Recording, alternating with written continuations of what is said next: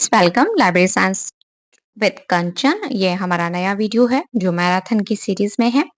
बिना time waste किए चलिए, ये जो है बहुत फास्ट होने वाला है थोड़ा सा, क्योंकि हमें बहुत सारे क्वेश्चंस का रिवीजन करना है।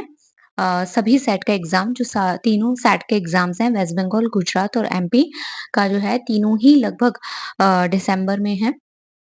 तो हम शुरू करते हैं। तो हमारा पहला क्वेश्चन है, Ranganathan is to library science what Einstein is to the physics. Ranganathan वो लाइब्रेरी साइंस में थे जो कि आइंस्टीन आइंस्टाइन जो थे फिजिक्स के लिए थे। ये बात किसने कही थी? सेयर्स ने कही थी, यूजीन गारफील्ड ने कही थी, ईसी रिचर्डसन ने कही थी, या पीएन कोला ने कही थी। कल हमारे पास एक कमेंट आया था टेलीग्राम पर स्पेशली कि मैम आप आंसर स्लाइड के नीचे ही लिख दिया कीजिए, ताकि अगर हमें किसी का स्क्रीनशॉट लेना हो तो आंसर भी उसी के साथ आ जाएगा। तो स्टूडेंट के कहने पर ही मैंने आंसर भी यहीं पे लिख दिया है। तो जो ये बात कही थी, ये कही थी यूजिन गारफील्ड ने। Next question, identify the full form of फैफी, है ना? फैफी का जो है, हमें इस एक्रोनॉम का जो है आपको फुल फॉर्म बताना है। तो हमारा पहला ऑप्शन है full text access to information for free expression. Second, full text access to free internet for free e-resources, free archives on internet for free expression, free access to information and freedom of expression। तो जो आपका access है information का, वो free होना चाहिए और आपको अपनी अभिव्यक्ति की आजादी, है ना, फ्रीडम ऑफ एक्सप्रेशन। ये फैफी का फुल फॉर्म है। और फैफी किसने दिया है, अगर ये क्वेश्चन आता है मैच में या पूछ जाता है, तो ये इफ्ला का है। Next, which education commission observed nothing can be more damaging to a growing department that to neglect its library or give it low priority। किस एजुकेशन कमीशन ने कहा है कि इससे ज्यादा और बुरा कुछ नहीं हो सकता है कि एक डिपार्टमेंट अपनी लाइब्रेरी को या तो नेग्लेक्ट करे या उसके बढ़ने पर उसे कोई प्राथमिकता दे ही ना, बहुत कम, लो प्रायोरिटी। तो ये बात कोठारी कमीशन ने कही है, राधाकृष्णन एजुकेशन कमीशन ने कही है, कलकत्ता यूनिवर्सिटी कमीशन ने कही है, या Mudaliar commission on secondary education ने कही है। तो ये जो बात कही गई थी, ये कही थी आपकी कोठारी कमीशन ने। फिर है UNESCO international advisory committee on documentation library and archives. आपसे IACODLA का फुल फॉर्म अगर पूछा जाए, तो international advisory committee on documentation libraries and archive, ये इसका फुल फॉर्म है, वाज एस्टेब्लिश्ड इन। अब एक फैक्ट जो इसी में मिल जाता है, अगर आपको मैच करने के लिए आ जाता है कि चार चीजें यहाँ लिखी हैं एंड यहाँ पे लिखी है, तो आपको उन्हें मैच करना होता है। तो यूनेस्को को अगर मैच करने के लिए आएगा तो ये आ सकता है 1966, 1967, 1968 एंड 1969। तो हमारा बी वाला सही हो जाएगा। जो 1967 है, ये इसका राइट आंसर है। Perry committee UK was set up to advice.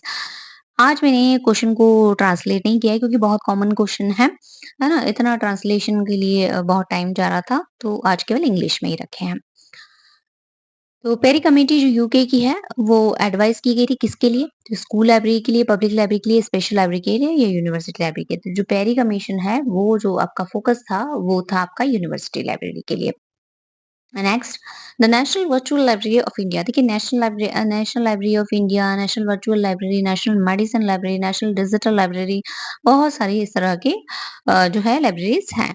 तो हमें याद रखना है कि किसकी कौन सी है। इसका जो पोर्टल है, नेशनल वर्चुअल लाइब्रेरी का जो पोर्टल बनाया गया है, ये किसको डेडिकेटेड किया गया है? तो सरदार वल्लभ भाई पटेल को, मोहनदास करमचंद गांधी को, श्यामा प्रसाद मुखर्जी को, या अटल बिहारी वाजपेयी को? तो ये जो वर्चुअल लाइब्रेरी थी, ये जो हमारी है, वो की गई थी सरदार वल्लभ भाई पटेल को। और डॉक्टर श्यामा प्रसाद मुखर्जी को आप इसलिए याद रखिए क्योंकि जो नेशनल लाइब्रेरी की न्यू बिल्डिंग थी, बेलवेडियर कैंपस में ही नेशनल लाइब्रेरी की न्यू बिल्डिंग थी, उसका नाम था भाषा भवन, जिसमें आपकी प्रेजेंट जो नेशनल लाइब्रेरी है, सारा कलेक्शन होल्ड करती है, उसका नाम अब कर दिया है डॉक्टर श्यामा प्रसाद मुखर्जी भाषा भवन। तो ये भी क्वेश्चन आ सकता है। The year 1972 is a significant year in the history of library movement in India। 90 आपसे ये वाले क्वेश्चन बहुत आ सकते हैं।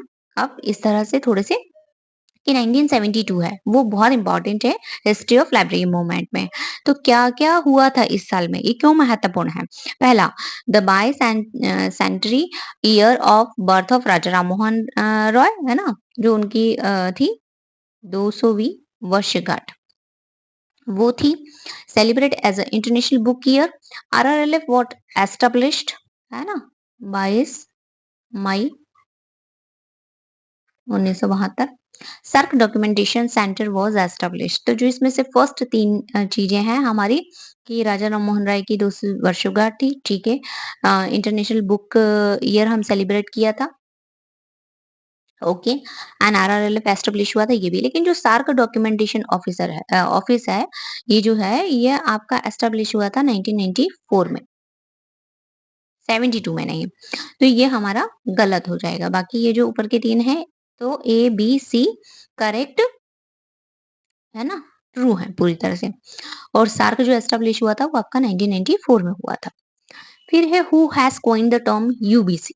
जो यूबीसी है ना? यूबीसी का फुल फॉर्म अगर पूछ ले तो यूनिवर्सल बिब्लियोग्राफिक कंट्रोल। और ये कब लॉन्च हुआ था? तो ये लॉन्च हुआ था 1974 में। और अगर पूछा जाए कि यूबीसी किसका प्रोग्राम है, तो यूबीसी जो है वो आपका इफ्ला का प्रोग्राम है। अब एक फैक्ट और बनता है कि यूबीसी बंद कब हो गया? यूबीसी प्रोग्राम जो इफ्ला का था, वो बंद हो गया। देखिए, आपसे शुरू भी पूछा जा सकता है, आपसे क्लोज़ भी पूछा जा सकता है। तो 1 मार्च 2003 को इसे बंद कर दिया गया। अब जो हमारा क्वेश्चन है, हम वापस आते हैं, हू हैज़ कॉइन्ड द टर्म, मतलब किसने यूबीसी को दिया था? डोनाल्ड डेविडसन ने, डोरोथी एडरसन ने, मॉरिस बी लाइन ने या हार्मेन लाइबिन ने? तो जो इसे दिया था, वो दिया था हमारा डॉर्थी एडरसन जो थे, उन्होंने ये दिया था। Which of the following year was declared as International Book Year by UNESCO? किस वर्ष को जो है यूनेस्को ने अंतरराष्ट्रीय पुस्तक वर्ष घोषित किया था? अभी ये क्वेश्चन हम पीछे पढ़ के ही आए हैं, तो 1972 सीधे आंसर पे आ जाते हैं। Which of the following library play a crucial role in the life of an individual is creating love for books? है ना? किस तरह के ये आजकल बहुत क्वेश्चन आ रहे हैं जो आपका school library, public library, academic library, college library, research library और यूनिवर्सिटी लाइब्रेरी के जो फंक्शंस होते हैं, हम जब बेसिक थ्योरी पढ़ते हैं तो उस फंक्शंस में से क्वेश्चन बनाकर दिए जा रहे हैं। तो इसके लिए आप ई ज्ञान कोश और ई पीडी पाठशाला बहुत डिटेल में अच्छे से पढ़िए इस तरह के क्वेश्चंस के लिए। क्रूशियल रोल जो है, तो हम जो है कि हमें किताब पढ़ने के लिए प्यार, मतलब कि हमें पढ़ाई करना चाहिए, ये कहाँ सिखाया जाता है? रिसर्च लाइब्रेरी में? नहीं। कॉलेज लाइब्रेरी में? नहीं। यूनिवर्सिटी लाइब्रेरी में? नहीं। जो हमारी सबसे पहली टीचर, मतलब हमारा जो घर के बाद जहाँ हम शिक्षा लेने जाते हैं स्कूल, वहाँ पे हमें किताबों से प्यार करना सिखाया जाता है, हमें पढ़ने के प्रति रुचि सिखाई जाती है। फिर है law of library science are nothing but, जो लाइब्रेरी साइंस के लॉ हैं वो नहीं है, लेकिन क्या है? Advice to run the libraries, कैसे लाइब्रेरियों को चलाना चाहिए। Instruction to the library workers, workers को कैसे काम करना चाहिए। Guideline to manage different type of library, तरह तरह की, जैसे स्पेशल एकेडमिक है ना, पब्लिक लाइब्रेरी को कैसे काम करना चाहिए, उनको कैसे मैनेज करना चाहिए, इसकी गाइडलाइन है law. Is some philosophical foundation for library management and administration. तो हमारा आंसर हो जाएगा डी, कि जो लाइब्रेरी लॉ है, जो 5 लॉज ऑफ लाइब्रेरी साइंस है, वो क्या है? वो फिलोसॉफिकल फाउंडेशन है। किसकी? कि एक लाइब्रेरी को कैसे मैनेज किया जाए। वो लाइब्रेरी किसी भी प्रकार की हो सकती है, और उसका प्रबंधन के साथ साथ उसका एडमिनिस्ट्रेशन, दोनों चीज कि कैसे किया जाए। इंफॉर्मेशन आउटलुक, इंफॉर्मेशन आउटलुक नाम की एक मैगजीन है, इसकी पीरियोडिसिटी है बाय मंथली, पहला फैक्ट। ऑनलाइन प्रोफेशनल मैगजीन, दूसरा। इज बीइंग पब्लिश्ड बाय, है ना? इन्फॉर्मेशन आउटलुक कैसी है? बाय मंथली है और ऑनलाइन प्रोफेशनल मैगजीन है। अब इसे पब्लिश कौन करता है? एएलए, एसएलए, सीआईएलआईपी या यूनेस्को? तो इसे पब्लिश करता है स्पेशल लाइब्रेरी एसोसिएशन। अब जो है, आपसे पूछा जा सकता है कि इन्फॉर्मेशन आउटलुक को पहले किस नाम से जाना जाता था? तो पहले इसको जाना जाता था स्पेशल लाइब्रेरीज के नाम से। और ये कब से प्रकाशित हो रही है? तो ये 1997 से प्रकाशित हो रही है। फिर हमारा अगला प्रश्न, name the Indian institutions that course in library science for woman candidate only. उन भारतीय संस्थाओं के नाम बताइए जो केवल फीमेल कैंडिडेट्स को लाइब्रेरी साइंस का एजुकेशन देती हैं। तो SNDT university Mumbai, IT college Lucknow, both A and B and none of the above. तो जो आपका एसएनडीटी यूनिवर्सिटी मुंबई है, वुमेन यूनिवर्सिटी है, ये भी देती है, और आईटी कॉलेज लखनऊ, ये दोनों ही मिलके जो है आपका फीमेल एजुकेशन है डेडिकेटेड टू लाइब्रेरी साइंस मतलब। फिर है हमारा अगला question, IFLA's manifesto for library serving person with print disability. देखिए अभी ये बहुत जो एलपीडी है इस पे बहुत, ये आपका जो यूनिट 10 है इस पे स्पेशली क्वेश्चन आते हैं, चाहे वो एमपी सेट में आए या आपका यूजीसी नेट में आए, या आपने अभी देखा होगा कि एमपीपीएससी लाइब्रेरियन, यूपीएससी, है ना, आरपीएससी, इन सभी एग्जाम्स में एक यूनिट में एक मतलब पूरा पर्टिकुलर पॉइंट दिया हुआ है कि जो डिफरेंटली एबल्ड पर्सन है उनके लिए लाइब्रेरी सर्विसेज या उनके सॉफ्टवेयर, हमें वो सब पढ़ना है। तो इस तरह के क्वेश्चन आपके लिए अभी इंपॉर्टेंट हो जाते हैं। एमपी सेट में भी क्वेश्चन आए थे, है ना, कि जॉस और वो सॉफ्टवेयर कैसे किसके लिए यूज किए जाते हैं, इस तरह से आपसे पूछा जा सकता है। तो ये जो मैनिफेस्टो है, जो इफ्ला, अच्छा अब इसके लिए जो एलपीडी के लिए मैनिफेस्टो बनाया था, किसने बनाया था? तो ये बनाया था इफ्ला ने। ठीक। अब जो है एक किसको मतलब कहाँ बताया गया था? माराकश वीआईपी ट्रीटी में, विपो कॉपीराइट ट्रीटी में, यूनिवर्सल कॉपीराइट कन्वेंशन में, या नन ऑफ द अबव में। तो ये जो बताया गया था ये आपका बताया था माराकश वीआईपी ट्रीटी, जो हुई ही प्रिंट डिसेबल पर्सन्स के लिए थी। Which agency propose the seven pillar of information literacy. देखिए इंफॉर्मेशन लिटरेसी भी बहुत इंपॉर्टेंट टॉपिक है। अब जो सेवन पिलर्स हैं वो किसने, तो आपके इफ्ला, स्कोनल, फेट और यूनेस्को। तो जो सेवन पिलर्स बताए हैं वो हमारे स्कोनल ने बताए हैं। स्कोनल का फुल फॉर्म क्या है? Society of college, national and university libraries. कब आया था? तो 1999 में। आपसे दोनों चीजें पूछी जा सकती हैं, स्कोनल का फुल फॉर्म भी पूछा जा सकता है, ईयर भी पूछा जा सकता है। फिर our next question, Saraswati Mahal library is it. अब जो सरस्वती महल लाइब्रेरी है ये भी आपकी बहुत रिच कलेक्शन है, मैन्युस्क्रिप्ट वगैरह बहुत है, और इसे नेशनल मिशन ऑन मैन्युस्क्रिप्ट जो है ना, उसमें भी इन्वॉल्व किया गया था। तो ये कहाँ है? ये तंजौर में है, भुवनेश्वर में है, जयपुर में है, या तिरुवनंतपुरम में है। तो ये जो आपका है ये तंजौर में है। द टर्म बिब्लियोफिले बहुत पॉपुलर टर्म है ना, कि ये जो है ये क्या है? A bibliographer, a book lover, a publisher and a book binder. तो बिब्लियोफिले का मतलब होता है एक व्यक्ति जिसे किताबों को इकट्ठा करने, उन्हें पढ़ने का लगाव हो, रुचि हो। Who is known as biblioclast. Biblioclast जो है वो किसे कहा जाता है? तो बुकों को संकलन करना, उन्हें पढ़ना, उनके प्रति प्रेम रखना, पढ़ने के प्रति रुचि रखना, वो तो हो गया बिब्लियोफिले। अब बिब्लियोक्लास्ट क्या होता है? लाइब्रेरियन को बोलेंगे, बिब्लियोग्राफर को बोलेंगे, कैटलॉगर को बोलेंगे, या डिस्ट्रॉयर ऑफ बुक। तो उस व्यक्ति को कहते हैं जो किताबों को नष्ट करने की प्रवृत्ति रखता हो। The quotation, where is the wisdom we loss the knowledge, ये बहुत कॉमन है। यूजीसी नेट के पता नहीं कितने एग्जाम्स में आ चुकी है। एमपीपीएससी 2018 लाइब्रेरियन वाले में भी आई थी, और अभी राजस्थान का एक एग्जाम हुआ था उसमें भी आई थी। फिर रिपीट होने के चांसेस होते ही हैं। John Keats, MP Carter, TS Eliot and Marshall McLuhan. तो ये जो कोटेशन है ये है आपका टीएस इलियट का। Indian national advisory board for the library was set up 1966 by, देखिए जो इंडियन नेशनल एडवाइजरी बोर्ड बना था लाइब्रेरीज के लिए वो 1966 में, वो किसने बनाया था? तो association of Indian universities, ministry of education, planning commission and UGC. तो ये जो बना था आपका, वो बनाया था मिनिस्ट्री ऑफ एजुकेशन ने। एंड्रयू कार्नेगी, देखिए कार्नेगी मेडल भी दिया जाता है ना, अगर आपको याद है तो मुझे कमेंट करके अवश्य बताएं। Andrew Carnegie donated 2 million pounds for the development of, इन्होंने दो 2 मिलियन पाउंड्स दिए थे किसके लिए? लाइब्रेरी करेक्शन के लिए, लाइब्रेरी बिल्डिंग के लिए, लाइब्रेरी फर्नीचर के लिए, लाइब्रेरी स्टाफ के लिए। तो ये दिए थे इन्होंने लाइब्रेरी बिल्डिंग के लिए।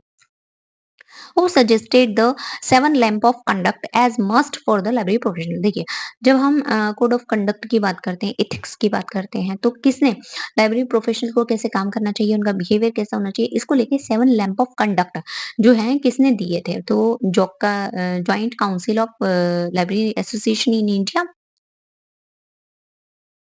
Indian library association, S R Ranganathan या आर एल मित्तल। तो ये दिए थे आर एल मित्तल सर ने। Open libraries is a project of, जो ओपन लाइब्रेरी है ये किसका प्रोजेक्ट है? इंटरनेट आर्काइव का, ओसीएलसी का, रिसर्च लाइब्रेरी ग्रुप का या एसएलए का, स्पेशल लाइब्रेरी एसोसिएशन का।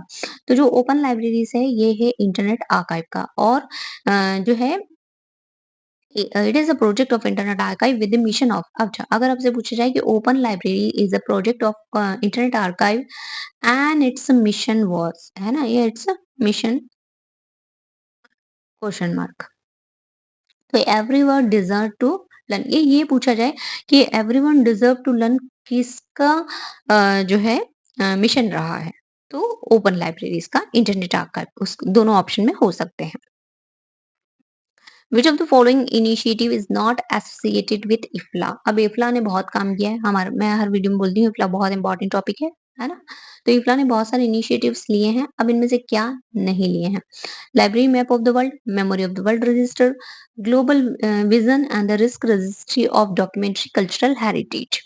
तो आपको लग सकता है कि यार कल्चरल हेरिटेज पे यूनेस्को काम करता है, तो ये होगा नहीं। जो हमारा memory of the world register है, अभी ये राजस्थान वाली एग्जाम में ये शायद पूछा भी गया है ये वाला question. Memory of the world register, ये जो है ये हमारा काम नहीं है, इसका इप्ला का, ये किसका है? ये आपका यूनेस्को का है। बाकी जो रिमेनिंग 3 थे वो इप्ला के थे।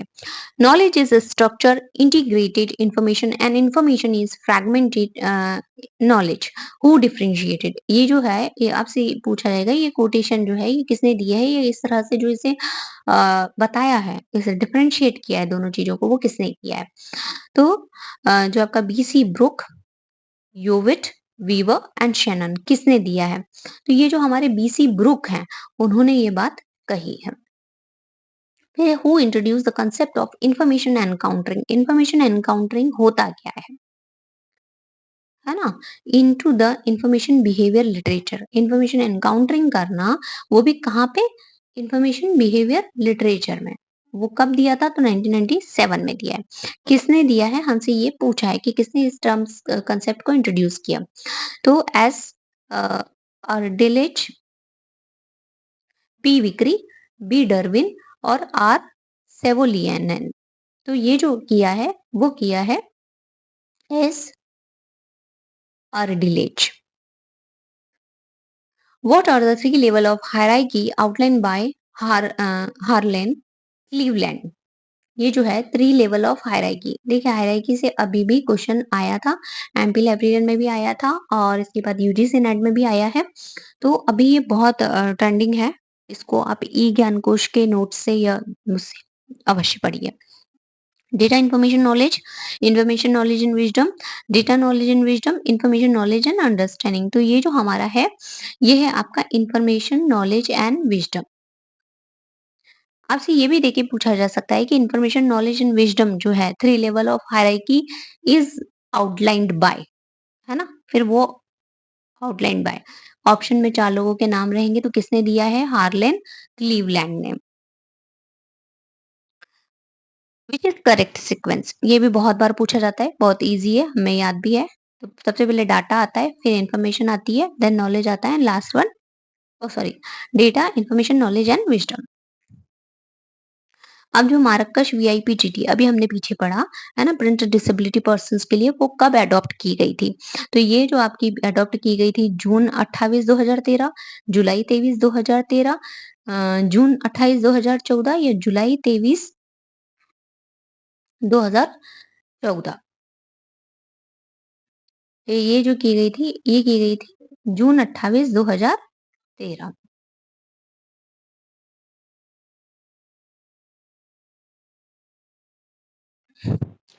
Every year world intellectual property day is celebrated on.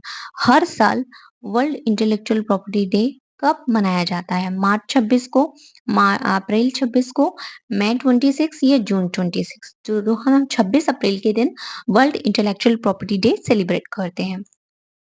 Who introduce the concept of knowledge industry?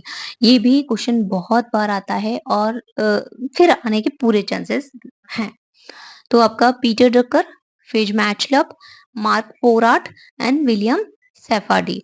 तो जो आपका दिया है ये फिज मैचलब ने दी है knowledge industry.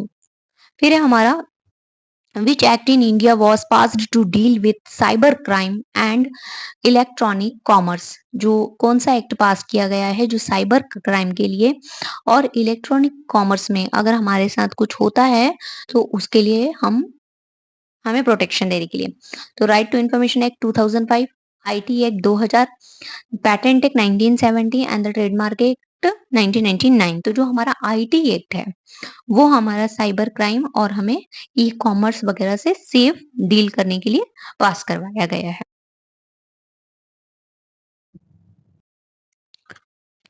Our next question, Digital Millennium Copyright Act (DMCA) is a law of, है ना? कहाँ का ये लॉ है? ये जो कानून है डिजिटल मिलेनियम कॉपीराइट एक्ट, ये कहाँ का है? यूनाइटेड किंगडम का, यूनाइटेड स्टेट का, यूरोपियन यूनियन का या रशियन का? तो ये जो डीएमसी है ये आपका यूनाइटेड स्टेट का है। The world plagiarism is derive from Latin. देखिए, आपसे ये भी पूछा जा सकता है कि प्लेरिज्म वर्ड जो है वो कहाँ से आया है? तो ये लेटिन भाषा से आया है और इसका क्या मतलब है?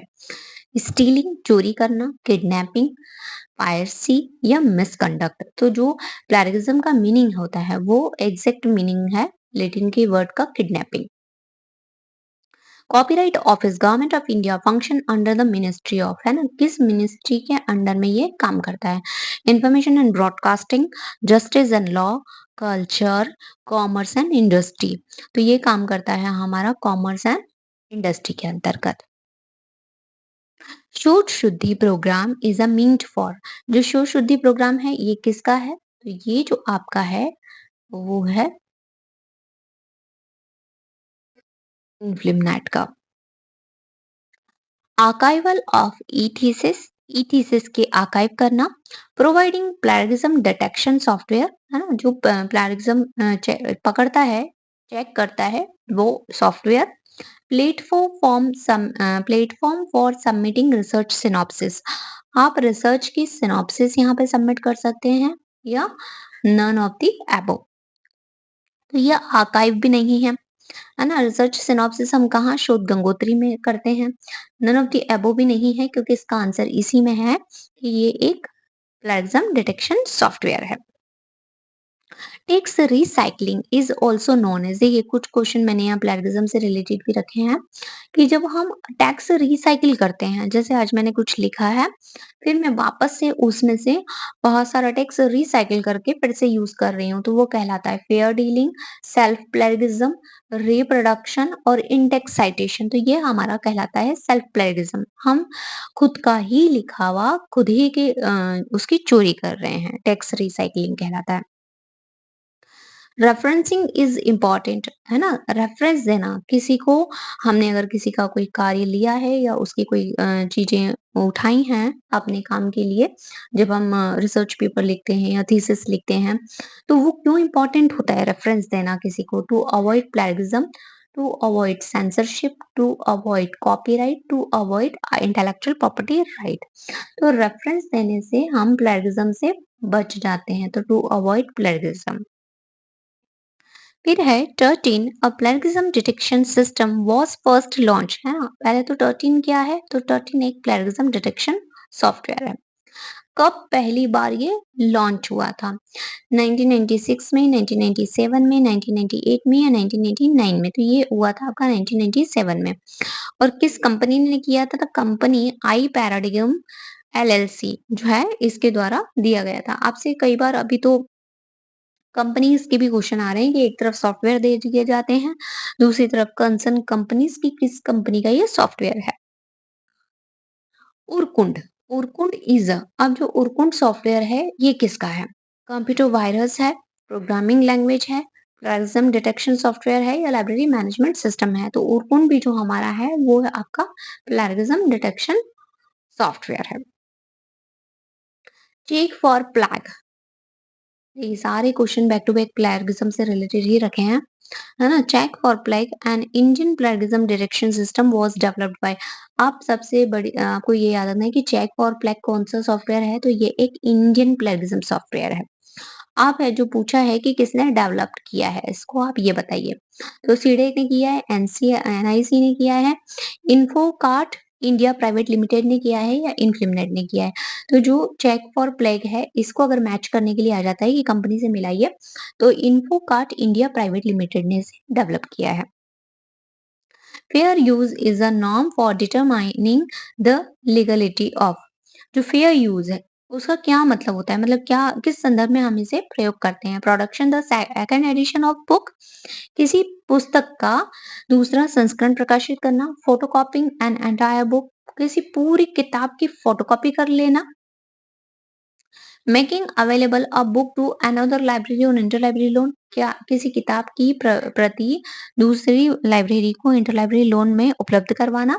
ये prescribing a book as a text book, किसी किताब को टेक्स्ट बुक की तरह बतलाना। तो ये जो है इसको हम यूज करेंगे कि फेयर यूज नहीं है ना? तो किसमें यूज करेंगे कि फोटोकॉपिंग एन एंटायर बुक, किसी किताब का पूरा फोटोकॉपी करना। इट्स नॉट, मतलब वो फेयर यूज नहीं कहलाएगा आपका। To which country is given the credit to have coined the term information society? किस कंट्री ने, अभी तक लोग पूछे जाते थे किसने दी है, अब कंट्री पूछी जा रही है कि किस कंट्री को इसका क्रेडिट जाता है। यूएसए, फ्रांस, जापान और इंडिया। तो जो इंफॉर्मेशन सोसाइटी है वो देने वाली कंट्री है Japan. Who is propounder the term information transfer, ये भी बहुत बार आया हुआ क्वेश्चन है, लेकिन फिर आता ही है। देखिए, आप सोचेंगे कि सभी क्वेश्चन अगर आए हुए हैं तो फिर क्यों यहाँ रखे हैं। 50% कोई सा भी आप पेपर उठा के देख लीजिए, कितना भी मतलब हाई क्वालिटी का बना हो, 50% पीवाईक्यू रिपीट होते हैं। तो अपना वो 50% इतना अच्छा बनाकर चलिए कि आपके वहाँ कोई नंबर ना काट सके। इसलिए ये फ़ास्ट फ़ास्ट में आज मैंने रखे हैं सारे क्वेश्चन, ताकि जल्दी से जल्दी आप कहीं ट्रैवल कर रहे हैं, आप कहीं और हैं, बुक लेकर नहीं जा सकते हैं, तो फटाफट इन वीडियो से या इन चीज़ों से आप रिवाइज़ कर सकते हैं। तो अब नहीं टाइम वेस्ट करते हैं। इन्फॉर्मेशन ट्रांसफर किसने दिया है? रंगनाथन ने दिया है, जे मार्टिन ने दिया है, केल्विन मूअर्स ने दिया है या बीसमैन ने दिया है? तो इन्फॉर्मेशन ट्रांसफर जो दिया है वो बीसमैन ने दिया है। Who among the following popularize the term information overload, information overload जो टर्म है वो किसने दी है, किसने उसे पॉपुलराइज किया है? यूजिन गारफील्ड ने, डेरेक टी सोला प्राइज ने, एल्विन टॉफलर ने या एच डेवेनपॉट ने? तो जो इन्फॉर्मेशन ओवरलोड है इसे पॉपुलराइज किया है एल्विन टॉफलर ने। इन विच ईयर वीपो कॉपीराइट ट्रीटी वाज एडॉप्टेड, वीपो की जो कॉपीराइट ट्रीटी थी वो किस वर्ष अडॉप्ट की गई थी? तो ये की गई थी, सीधे हम आंसर पे आ जाते हैं, 1996 में। The knowledge to which we have valid consensus, जो ग्लोबल विलेज टर्म है ये किसने दी है? तो आपकी दी है पीटर ड्रकर ने, एफ डब्ल्यू लैंकास्टर ने, मार्शल मैक्लुहान ने या ई बी जैक्सन ने? तो ये हमारी दी है जो टर्म है, ये हमारी दी है मार्शल मैक्लुहान ने। Reading max a full man, reading जो है पढ़ाई करना आपको पूरा एक मानव बनाती है। कॉन्फ्रेंस और रेडी मैन आपको रेडी करती है। And writing an exact man, और आपकी राइटिंग स्किल आपको एग्जैक्ट व्यक्तित्व प्रदान करती है। कोट किसने दिया है? विलियम शेक्सपियर ने, ओलिवर गोल्डस्मिथ ने, फ्रांसिस बेकॉन ने या जेडी बर्नाल ने? तो ये जो है बड़ा अच्छा सा कोटेशन है, आ भी सकता है। तो ये दी है फ्रांसिस बेकॉन ने। The concept of invisible college was put fourth of, है ना? ये जो इनविजिबल कॉलेज टर्म है ये किसने दी है? डॉक्टर एस आर रंगनाथन ने, मॉरिस बी लाइन ने, डेरेक डी सोला प्राइस ने या जे एच शेरा सर ने? तो जो इनविजिबल कॉलेज है ये आपकी दी है डेरेक डी सोला प्राइस ने। और डेरेक डी सोला प्राइस अगर पूछे कि ये जो है कहाँ दी है ये टर्म इनविजिबल कॉलेज, तो ये दी है लिटिल साइंस बिग साइंस में दी है, और ये किताब आई थी 1963 में। लेटर उसके बाद जो है डायनी क्रैन ने 1972 में इस आइडिया को डेवलप किया था। The papyrus as the earliest writing material was mainly used by, जो papyrus होते थे अर्लीस्ट राइटिंग मटेरियल होते थे वो किसके द्वारा प्रयोग किए जाते थे? तो इजिप्शियंस, ग्रीक, सुमेरियंस या जो थे आपके बेबीलोनियंस के द्वारा। तो जो हमारा पपायरस था वो यूज़ किया जाता था आपका इजिप्शियंस के द्वारा। Johari window Johari window is a concept that has originated from जो जोहारी विंडो था ये ओरिजिनली कहाँ से आया था? देखिए आपने स्वॉट एनालिसिस पढ़ा होगा है ना? Strength, weakness, opportunity and threat. ठीक वैसे ही जोहारी विंडो होता है। जोहारी विंडो में चार विंडो होती हैं हमारी। चैम्बर इसे कह सकते हैं हम, और इसके द्वारा जो आपका सेल्फ एनालिसिस है वो बहुत अच्छा हो सकता है। और इस पे एक बात और बताना चाहूंगी कि अगर आपको कोई कभी प्रेजेंटेशन बनाने के लिए कहे, बहुत सारी असिस्टेंट लाइब्रेरियन और लाइब्रेरी सेमी प्रोफेशनल असिस्टेंट में रिटर्न क्वालिफाई करने के बाद इंटरव्यू में आपको एक प्रेजेंटेशन बना के कि 5 स्लाइड का एक प्रेजेंटेशन बना के ले आइए, उसे प्रेजेंट करिए, या असिस्टेंट लाइब्रेरियन में तो कहा ही जाता है। कोशिश करिए इस तरह के टॉपिक पे बना सकें, जहाँ पे बोलने के लिए बहुत कुछ हो। तो जोहारी विंडो एक बहुत अच्छा टॉपिक है आपका। ये साइकोलॉजी से आया है, इंफॉर्मेशन टेक्नोलॉजी से, मार्केटिंग ऑफ इंफॉर्मेशन से, या इंफॉर्मेशन रिट्राइवल से। तो ये जो बेसिकली कंसेप्ट है ये आपका साइकोलॉजी का है। The term grapevine is also known as, जो ग्रेपवाइन टर्म है वो किस नाम से जानी जाती है? Upward communication, downward communication, informal communication या हॉरिजॉन्टल कम्युनिकेशन? तो ग्रेपवाइन जो है it is just kind of gossip and it's come under informal communication. Who wrote the book information society? जो इन्फॉर्मेशन सोसाइटी किताब है ये किसने लिखी थी? फिच मैचलप ने लिखी थी, विलियम जे मार्टिन ने लिखी थी, एन जे बेल्किन ने लिखी थी, या बीसी विक्री ने लिखी थी?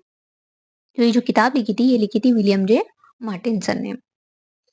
Information that is send back to the source is known as, जब इंफॉर्मेशन आती है पास होकर डिफरेंट चैनल से रिसीवर के पास, और जब इसे वापस इसके सोर्स के पास जो सोर्स है उसके पास वापस भेजी जाती है, तो ये जो चैनल होता है ये क्या कहलाता है? तो ये हमारा कहलाता है फीडबैक मैकेनिज्म। तो यहाँ हमारा बी आंसर हो जाएगा, feedback. Who was the chairman of high level committee constituted for the National Mission on Libraries India? जो हाई लेवल की कमिटी बनाई गई थी आपके नेशनल मिशन ऑन लाइब्रेरीज की इंडिया में, उसका चेयरमैन कौन थे? B S Baswan, Jagdish Arora sir, Sanjeev Mishra, professor Deepak Pental. तो प्रोफेसर दीपक पेंटल जो वीसी भी रहे हैं दिल्ली यूनिवर्सिटी के, ये जो है आपके चेयरमैन थे हाई लेवल कमिटी के। फिर है who coined the term data smoke? Data smoke जो टर्म है इसे किसने दिया है? तो स्लाइविया एडवर्ड ने, जूडी पेट्स, डेविड शैंक या पॉल जुकोरकोवस्की? तो ये दिए है डेविड शैंक ने। Starting, चेनिंग, browsing, differentiating, monitoring, extracting, verification and ending are important stages of which information seeking behavior model? ये सबसे पहले हमें याद करना है कि ये जो भी इंफॉर्मेशन सीकिंग बिहेवियर मॉडल है इसकी कितनी स्टेप है? 1, 2, 3, 4, 5, 6, 7, 8। जो 8 है आपकी स्टेप्स हैं। तो डार्विन का मॉडल, एलिस का मॉडल, है ना? मार्चिनियोनी मॉडल एंड कुथलाउ मॉडल। तो ये जो है हमारा इलिस का मॉडल, डेविड इलिस जो थे इनके मॉडल की 8 स्टेप्स हैं, और ये इन्होंने 1984 यहाँ लिखा है वैसे तो 1984 में इन्होंने ये बतलाया है। अब जो है ये जो स्टेप्स हैं ये बहुत इंपॉर्टेंट है, क्योंकि ये आपको सीक्वेंस वाइज लगाने के लिए आ जाती है कि कौन सी मिसिंग है। 2-3 देकर एक दूसरी दे दी जाएगी और आपसे पूछा जाएगा कि कौन सी स्टेप नहीं है। तो शुरू होता है स्टार्टिंग से, फिर चैनिंग होती है, देन ब्राउजिंग होती है, फिर हम डिफरेंशिएट करते हैं, मॉनिटरिंग होता है, इन्फॉर्मेशन को एक्सट्रैक्ट किया जाता है, उसे वेरीफाई किया जाता है, एंड द लास्ट एंडिंग। फिर है हमारा अगला question, SMRC, source message receiver channel model of communication was suggested by, किसने सजेस्ट किया है? Marshall McLuhan, George Gardner, Harold Lasswell और डेविड बर्लो? तो ये जो है आपका डेविड बर्लो का मॉडल है। फिर है who expanded the Shannon Weaver's linear model? जो शैनन वीवर का लीनियर मॉडल था उसका एक्सपांशन, उसको किसने आगे बढ़ाया है? जो हमारा मॉडल था एसएमआरसी, वही मॉडल की बात हो रही है, तो किसने बढ़ाया? डेविड बर्लो ने बढ़ाया है। Who said that information is both a product and process. Information जो होती है वो एक उत्पाद भी है, वो एक प्रक्रिया भी है। ये बात किसने कही है कि वो उत्पाद भी है और प्रक्रिया भी है सूचना को? एस आर रंगनाथन, जे मार्टिन, डी जे फॉस्केट और एसी ब्रेडफोर्ड। तो ये बात जो कही है वो कही है जे मार्टिन ने। Who was the founder of cultivation theory of communication. जो कल्टीवेशन थ्योरी ऑफ कम्युनिकेशन है, इसके फाउंडर कौन है? जी गार्बनर, सी ई शैनॉन, ए जे वेल्स और जुगर हैबरमैन। तो जो जॉर्ज गैबनर थे, ये कल्टीवेशन थ्योरी के फाउंडर थे और इनके साथ और कौन व्यक्ति थे? तो लेरी ग्रॉस थे। दो लोग थे, लेरी ग्रॉस और जॉर्ज गार्बनर, और इन्होंने 1975 में इसे डेवलप किया था। 5W model of communication was developed bye. जो 5W कम्युनिकेशन मॉडल है, देखिए ये क्वेश्चन दो जगह आया है, आपका राजस्थान में भी आया है और आपका एमपी में भी आया है। ये क्वेश्चन दो जगह पे आया है। एक जगह पे 5W मॉडल पूछा है, एक जगह पे जो है व्हाट और वो सब जो इसकी प्रोसेस है, उसे सीक्वेंस में देके ये पूछा था इनमें से क्या एक नहीं है, ये क्या है? इस तरह से क्वेश्चन बनाकर पूछा गया था। अभी यहाँ जो है हमारा क्वेश्चन है कि किसने डेवलप किया है? जी गार्बनर, डेविड बर्लो, वॉरेन वीवर या हैरोल्ड लॉसवेल। तो ये जो मॉडल है ये आपका है हैरोल्ड लॉसवेल का। The word communication was originated from which language. तो कम ये बहुत बेसिक क्वेश्चन है, लेकिन जब आता है तो हम कंफ्यूज हो जाते हैं क्योंकि लाइब्रेरी साइंस में बहुत सारे वर्ड्स हैं जो दूसरे लैंग्वेजेस से आए हुए हैं। तो आपका लैटिन, ग्रीक, फ्रेंच और इंग्लिश। तो ये हमारा जो आया है वो लैटिन से आया है। Fact, concept, or instruction in a formalized manner suitable for the communication is defined in information given by। information के बारे में जो ये है कि fact, concept, instruction एक formalized manner में suitable होते हैं communication के लिए। ये बात किसने कही है? इफला ने, यूनेस्को ने, शेरा ने या लॉसवेल ने? तो ये बात कही है यूनेस्को ने। The production of mental reflection and imagination is known as. जब आप अपनी सोचते हैं, विचार करते हैं, उसका जो मेंटल रिफ्लेक्शन होता है ना, उसका प्रोडक्शन क्या कहलाता है? इंफॉर्मेशन, आइडिया, डेटा या नॉलेज? तो वो कहलाते हैं idea. Universal copyright convention was developed bye. जो यूनिवर्सल कॉपीराइट कन्वेंशन है वो किसके द्वारा डेवलप किया गया है? यूनेस्को द्वारा, विपो द्वारा, इफ्ला द्वारा या वीटीओ द्वारा, वर्ल्ड ट्रेड ऑर्गेनाइजेशन। तो ये जो है अभी हम पीछे पड़। और next question, Infy state is developed by. Infy state जो है वो किसके द्वारा डेवलप किया गया है? RRLF, national library of India, नेस्कियर और इन्फिलनेट। तो इन्फी स्टेट जो है डेवलप किया गया है इन्फिलनेट के द्वारा। इन्फिलनेट कहाँ है?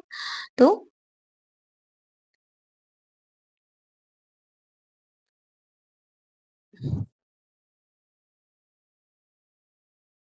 गांधीनगर।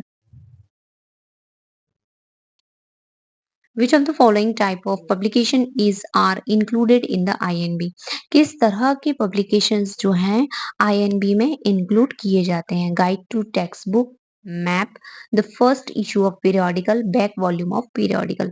तो जो इंक्लूड किए जाते हैं वो किए जाते हैं the first issue of periodical. जो पहला कोई भी पीरियोडिकल निकलता है उसका पहला इशू जो होता है उसे उसमें इंक्लूड किया जाता है। आईएनबी को कौन बनाता है? सीआरएल। सीआरएल किसकी बॉडी है? तो ये है आपकी सबऑर्डिनेट ऑफिस है, ये आपका मिनिस्ट्री ऑफ कल्चर का। कैंपस कहाँ पे है इसका? तो सीआरएल का कैंपस जो है आपका बेल्वेडियर पैलेस के वहीं, जो बेल्वेडियर पैलेस में जो तीन चार बिल्डिंग है उसी में से एक सीआरएल है। What type of bibliography is I&B? जो हमारी इंडियन नेशनल बिब्लियोग्राफी है वो किस तरह की बिब्लियोग्राफी है? देखिए बिब्लियोग्राफी बहुत सारे टाइप की होती है। एनुमरेटिव होती है, एनालिटिकल होती है, डिस्क्रिप्टिव होती है, टेक्सटुअल होती है। तो ये कौन सी है? एनुमरेटिव। एनुमरेटिव किसे कहते हैं? Systematic bibliography is called enumerative bibliography. Descriptive bibliography is concerned with. अब यहाँ पे हमें बताना है कि डिस्क्रिप्टिव बिब्लियोग्राफी क्या होती है? जिसमें स्टडी की जाती है, डिस्क्रिप्शन दिया जाता है, बुक के फिजिकल फॉर्मेट का। इफेक्टिव लिस्टिंग होती है बिब्लियोग्राफिकल एंट्रीज की, किताब को लेकर, ताकि हम उसका इजीली प्रयोग कर सकें, क्विक यूज कर सकें। Both A and B and none of the above. तो डिस्क्रिप्टिव बिब्लियोग्राफी का मतलब होता है उसका डिस्क्रिप्शन फिजिकल फॉर्मेट का, वो किताब किस प्रकार की है, क्या उसका फॉर्म है फिजिकली, उसको जो डिफाइन किया जाता है वो आपका डिस्क्रिप्टिव बिब्लियोग्राफी कहलाती है। Index Indiana is a publication of, जो इंडेक्स इंडियाना है किसका पब्लिकेशन है, नेशनल लाइब्रेरी ऑफ इंडिया का, सेंट्रल रेफरेंस लाइब्रेरी कोलकाता का, central secretary library new Delhi, साहित्य अकादमी लाइब्रेरी न्यू दिल्ली। तो इंडेक्स इंडियाना जो पब्लिकेशन है वो आपका सेंट्रल रेफरेंस लाइब्रेरी का है। Which national agency in India is assigning ISSN international standard serial number कौन देता है भारत में? BIS, RRLF, NISCAIR, national library Kolkata. तो जो ISSN देता है वो हमारा निस्कियर देता है, और ISBN जो देने का कार्य है वो आपका राजा राम मोहन राय लाइब्रेरी जो है unit for ISBN ministry of HRD के अंडर में दिल्ली में वो ऑफिस देता है। Book monograph published with in a series can have, अगर कोई किताब मोनोग्राफ एक सीरीज के अंतर्गत प्रकाशित हो रही है तो उन्हें क्या दिया जाएगा? Only an ISBN, only an ISSN, no ISSN and ISBN, both ISSN and ISBN। देखिए किताब है तो ISBN होगा, और वो एक सीरीज में आ रहे हैं तो ISSN भी होगा, तो दोनों दिए जाएंगे, तो हमारा डी वाला आंसर हो जाएगा दोनों।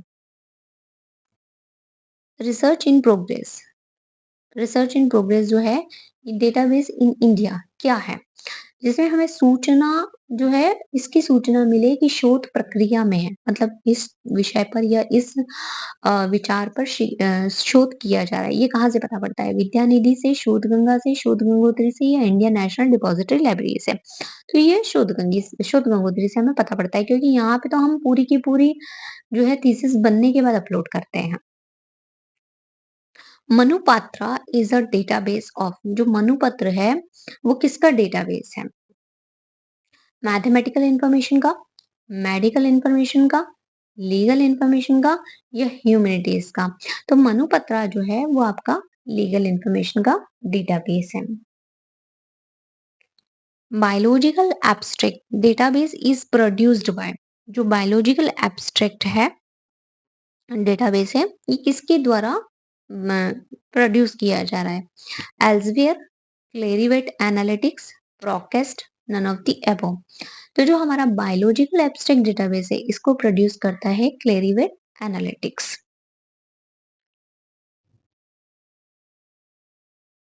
द स्टडी अब्रॉड, जो स्टडी अब्रॉड है ये क्या है?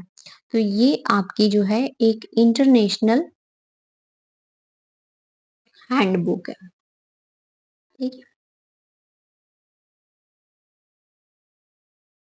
है ना?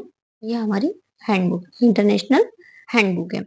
अब पब्लिक अगर ये पूछा जाए कि इसे प्रकाशित कौन करता है, तो यूनेस्को करता है, और 1948 से कर रहा है।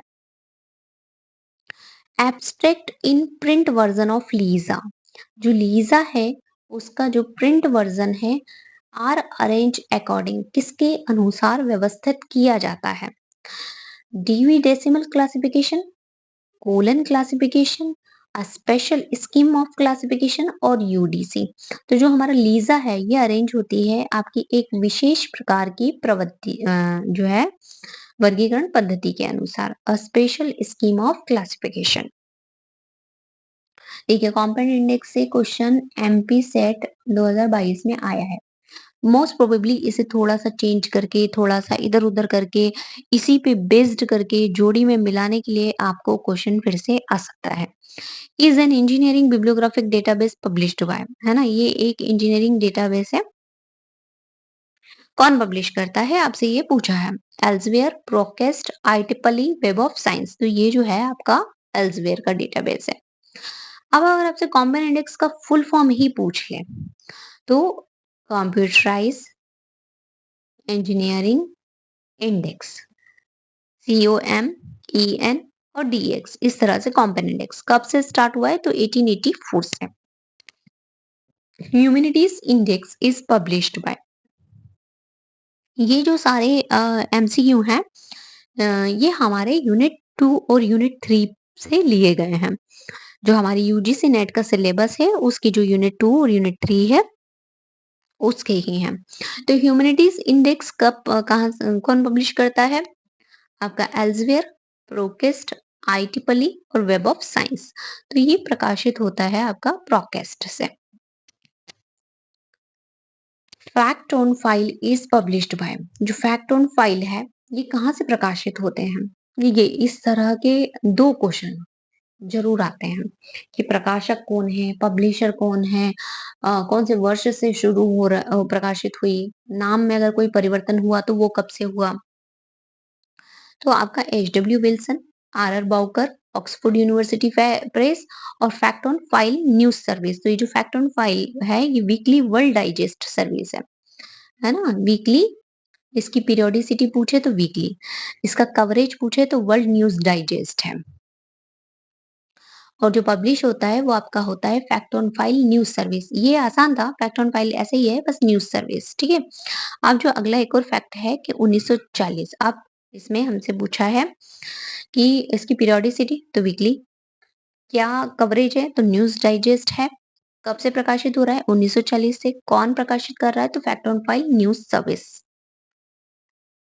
हमारा अगला question, national union catalogue of scientific serial in India NUCSSI is the database of. अब इतना सब पूछता है तो इजी हो जाता है कि साइंटिफिक की बात हो रही है। जब वो इतना शॉर्ट फॉर्म में देता है तो कई बार भूल जाते हैं कि क्या पूछ रहा है। तो नेस्डॉक, निस्कियर, डेसिडॉक और डेलनेट, चूंकि यहाँ साइंटिफिक था तो इजी था कि साइंस का हमारा इंस्टीट्यूट निस्कियर है। National register of social scientist, अब देखिए यहाँ पे सोशल साइंटिस्ट की बात हो गई है, यहाँ सोशल वर्ड आ गया है, वहां पे साइंस था केवल। इस India compiled bye ICSSR, निस्कियर, DESIDOC और डेलनेट। तो Indian council of social science research, ICSSR, social science. अगर आपको फुल फॉर्म पता है ना, तो इस तरह के क्वेश्चन बहुत इजी हो जाते हैं करना। आप बस उनको उनके सब्जेक्ट और जिससे वो पेरेंट्स बॉडी और ये सबसे जो उनकी सब्जेक्ट है उससे रिलेट करिए, इजीली मिल जाते हैं। एनसाइक्लोपीडिया ब्रिटानिका ना सीज्ड, अब जो एनसाइक्लोपीडिया ब्रिटानिका ना था, इसने अपना प्रिंट वर्जन कब से सीज किया है? 2012 से, 2018 से, 2010 से या 2009 से? तो प्रिंट जो सीज किया था वो 2012 से किया था। एनसाइक्लोपीडिया ब्रिटानिका ना इज पब्लिश्ड फ्रॉम, जो एनसाइक्लोपीडिया ब्रिटानिका ना है वो कब से प्रकाशित हो रहा है, कहाँ से प्रकाशित हो रहा है? लंदन से, शिकागो से, बर्लिन से या न्यूयॉर्क से? तो ये होता है आपका शिकागो से। The database Indian patent is published by, जो इंडियन पेटेंट का डेटाबेस है उसे कौन पब्लिश करता है? निस्कियर, नेस्डॉक, निसाडेट्स या डेसीडॉक? तो इंडियन पेटेंट जो पब्लिश हो रहा है वो आपका हो रहा है निस्कियर से। African recorder, which type of publication? देखिए अभी हमने वहां पे फैक्ट ऑन फाइल देखा था, fact on file, African recorder, ये सभी जो हैं ये आपकी न्यूज डाइजेस्ट हैं। जितना भी न्यूज होता है उसका ये डाइजेस्ट सर्विस है ऐसे। ई ग्रंथ इज अ प्रोजेक्ट ऑफ, देखिए ई ग्रंथ जो है वो किसका प्रोजेक्ट है? Food and agriculture organization FAO, united nations का, national agriculture innovation project under NARS का, united state national agricultural library का, या नन ऑफ द एबो का? तो ये जो हमारा है वो है हमारा ऑप्शन बी, इसका सही हो जाएगा कि नेशनल एग्रीकल्चर इनोवेशन जो प्रोजेक्ट है, ये ई ग्रंथ उसका एक प्रोजेक्ट है। और किसके अंडर में आता है? तो ये NARS के अंडर में आता है। अब ये भी देखिए, ये भी एक न्यूज है, ठीक है। The frequency of data India, ये इंडिया की जो है आपका न्यूज डाइजेस्ट है। डेटा इंडिया इज वीकली है, मंथली है, बाई मंथली है, फोर्टनाइटली है? तो ये जो आपका है ये वीकली है, इसकी फ्रीक्वेंसी डाटा इंडिया की।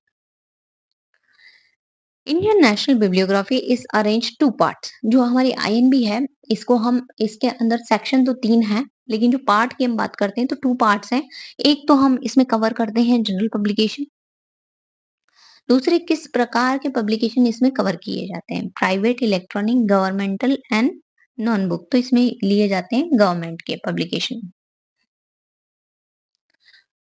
Who first time introduce the concept of को साइटेशन एनालिसिस। देखिए साइटेशन एनालिसिस हो गया, लेकिन जो को साइटेशन एनालिसिस का कंसेप्ट था पहली बार किसने दिया था? M Kessler, J Coates, Henry Small and Irina Marshakova, Henri La Fontaine and Paul ऑटलेट।